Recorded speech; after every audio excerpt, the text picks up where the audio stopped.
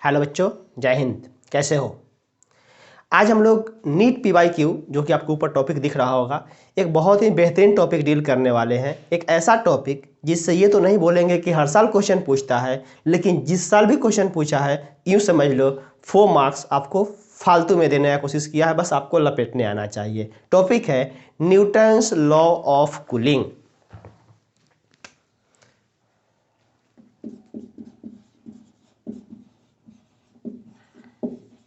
Newton's law of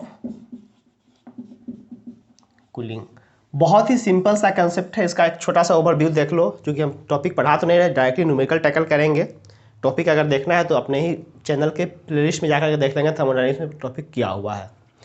Newton's law of cooling में एक simple question होता है। हर साल जब भी क्वेश्चन पूछा है, एक ही फंडा का क्वेश्चन पूछा है कि कोई ऑब्जेक्ट इतना डिग्री टेम्परेचर से इतना डिग्री टेम्परेचर तक ठंडा होता है कुछ पार्टिकुलर समय में, तो फिर यहाँ से किसी अगले टेम्परेचर तक कितने समय में पहुँच जाएगा।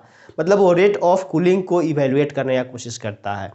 मान लो जैसे कोई भी ऑब्जेक्ट अभी किसी टेम्परेचर T1 पर है, T1 से ये ठंडा होकर के पहुँच गया टेम्परेचर T2 पर इन कोई भी टाइम T। ध्यान देंगे यहाँ पर टाइम T मिनट में, सेकेंड में, घंटा में, किसी भी यूनिट में दे, आप यूनिट कन्वर्ट नहीं करोगे, उसी यूनिट में आप क्रॉसपोंडिंग यूनिट निकाल दोगे, टाइम का निकल जाएगा। इसने रेट ऑफ कूलिंग पर एक एक्सप्रेशन करके फॉर्मूला निकाला है। एक्सप्रेशन तो हम यहाँ नहीं कर रहे हैं, फॉर्मूला डायरेक्टली बता रहे हैं। वो है रेट ऑफ कूलिंग मतलब higher minus lower by time taken. इतना से इतना हुआ कितना देर में, equals to something constant into average temperature T1 plus T2 by 2 minus T surrounding. किस सराउंडिंग टेम्परेचर पे बात कर रहे हो? क्योंकि किसी भी ऑब्जेक्ट को ठंडा अगर कर रहे हो तो मैक्सिमम कहाँ तक ठंडा होते हुए जाएगा? अपने सराउंडिंग तक। तो सराउंडिंग टेम्परेचर तक वो ठंडा करा है।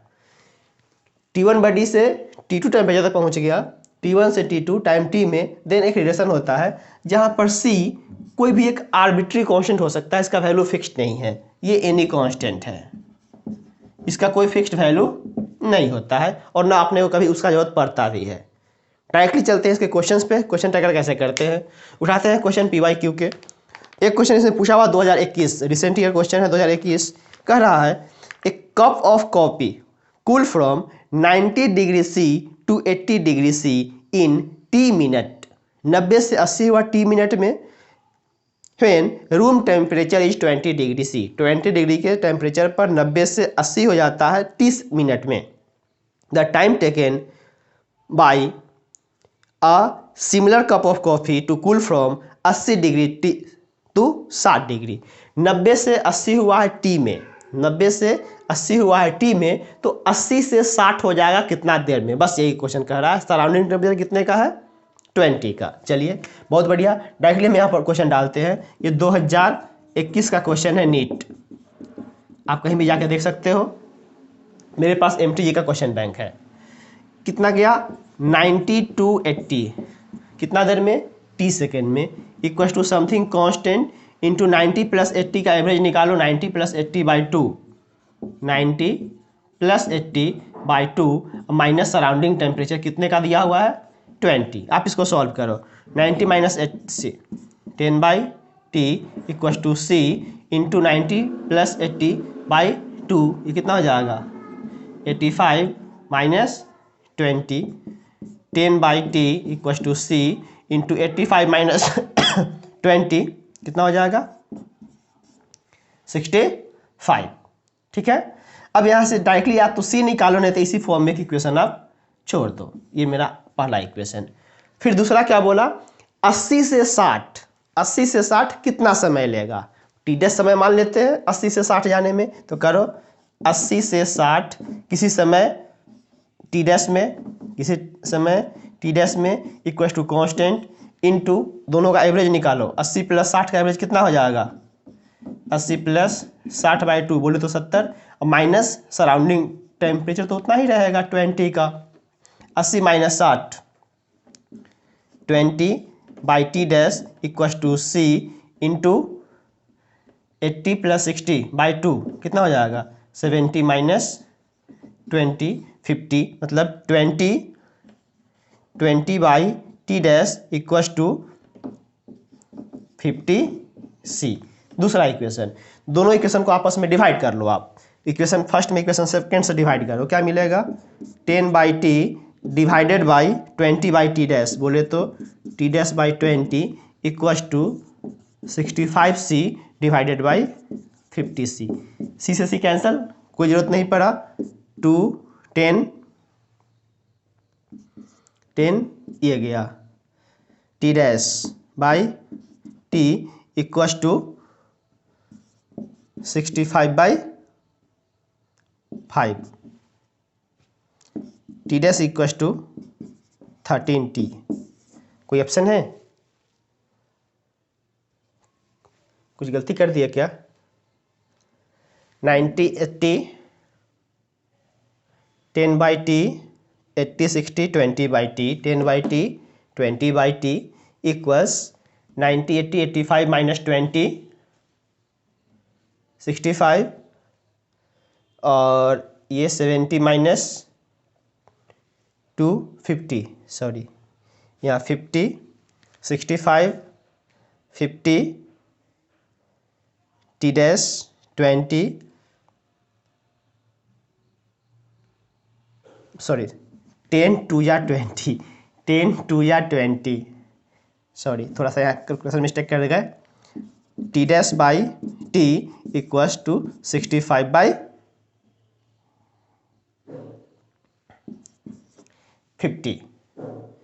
एक जीरो ले जाएंगे, यहाँ पर 2 था, t dash by t into 2 ये 50 एक जीरो ले जाएंगे, t dash by t equals to, यहाँ से अगर हम 10 को बाहर कर ले तो 13/65, 13 बट्टा कितना बचेगा 10, यहाँ 2 था 5, t डैश का वैल्यू कितना निकल गया 13/5 इंटू टी, 13/5t का टाइम उसको लगेगा। एक ऑप्शन है आपके पास 13/5, ऑप्शन नंबर सी। थोड़ा सा यहाँ कैलकुलेशन एरर हमने कर दिया है, कोई बात नहीं है।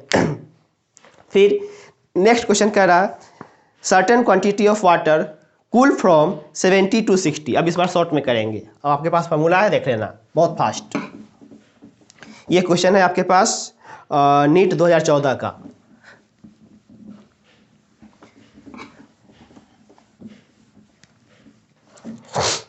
Certain quantity of water cool from 70 to 60 in first 5 minute.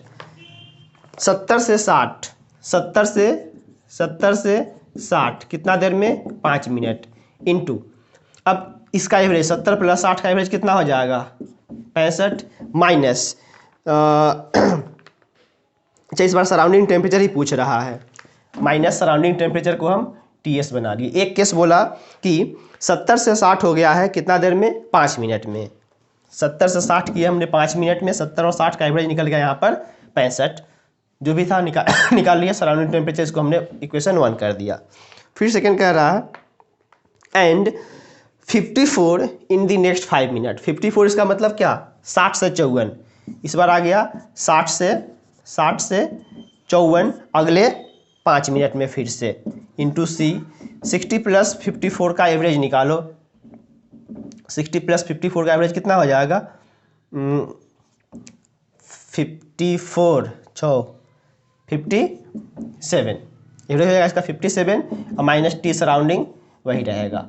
Divide कर दो फर्स्ट में सेकंड से या सेकंड में फर्स्ट से, ये कितना आ जाएगा 60 70 माइनस 60 10/5 2, एक स्टेप चाहो तो इसको सॉल्व कर दो, 2 equals to C into 65 minus TS, और ये कितना हो जाएगा 65 माइनस 54 6/5, एक स्टेप आगे बढ़ा दो 6/5 equals to C into 57 minus TS। आप 1/2 यहाँ पर कर लो, 1/2 करोगे तो क्या मिलेगा फ्रॉम 1/2, 1/2 से करो, यहाँ पर क्या मिला 2 डिवाइडेड बाई 6/5, सी से सी कैंसिल हो जाएगा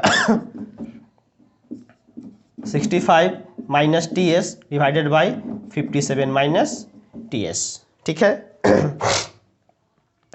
मल्टीप्लाई कर दो 2 3 5/3 क्रॉस मल्टीप्लाई कर दो आप, यहाँ से कितना निकल जाएगा 65 into 3 65 into 3 minus 3 times of T S equals to 57 into 5 minus 5 times of T S. 5 T S minus 3 T S, 2 times of T S equal to multiply करो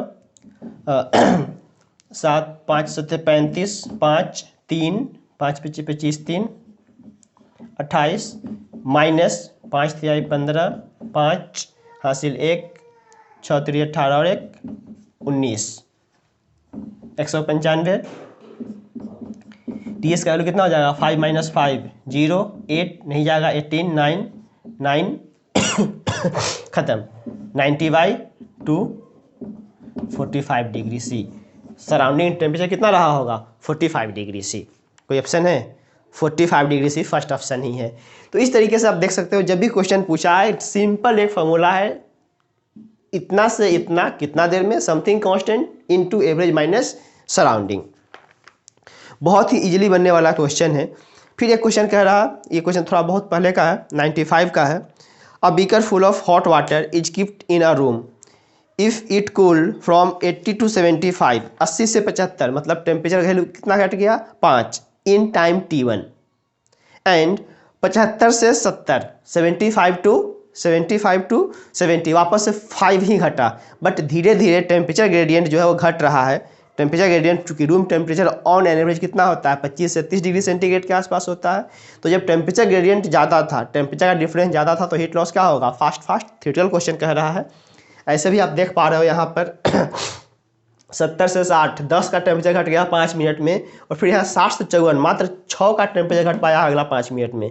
जैसे जैसे टेम्परेचर सराउंडिंग के पास पहुँचता है रेट ऑफ कूलिंग घटना कम हो जाता है, मतलब धीरे धीरे उसका कूल होने का रेट जो है कम हो जाता है। तो यहाँ एक थ्योरेटिकल क्वेश्चन कह रहा अ beaker full of hot water kept in a room का नॉर्मल टेम्परेचर 30 डिग्री के आसपास होता है, 20 to 30 के जो भी जाए। अब ये कूल हुआ है 80 से 75, 5 का कूल हुआ है टाइम T1 में, एंड 75 से 70 कूल हुआ है, फिर से 5 का कूल हुआ है किसी टाइम T2 में। तो कह रहा है कि T1 और अच्छा एक और कहा 70 से फिर 65 कूल हुआ अगले T3 में। तो T1 T2 और T3 में रिलेशन बताइए। तो T3 क्या होगा सबसे ज़्यादा, फिर उससे कम T2 और फिर सबसे कम T1। जब टेम्परेचर ज़्यादा था तब टाइम कम लगा, जब टेम्परेचर जैसे जैसे नीचे आना शुरू हुआ टाइम क्या हो जाएगा बढ़ना शुरू हो जाएगा।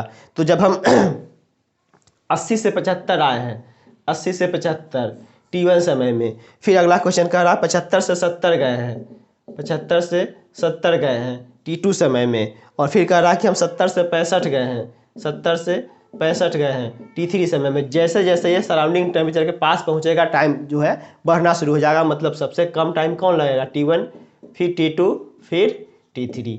तो ये back to back Newton's law of cooling पे बनने वाले क्वेश्चन हैं। आशा करते हैं कि एक सिंगल फार्मूला से अगर नीट में क्वेश्चन लेके आता है, और आता है तुम्हारा किस्मत की 24 में आए कि नहीं आए, बट अगर आता है तो बस बहुत ही आसानी से बनने वाला है क्वेश्चन। आशा करते हैं समझे होगे। फिर मिलते हैं नेक्स्ट क्लास में किसी नए टॉपिक के साथ। तब तक जय हिंद। मस्त रहिए, व्यस्त रहिए, पढ़ते रहिए।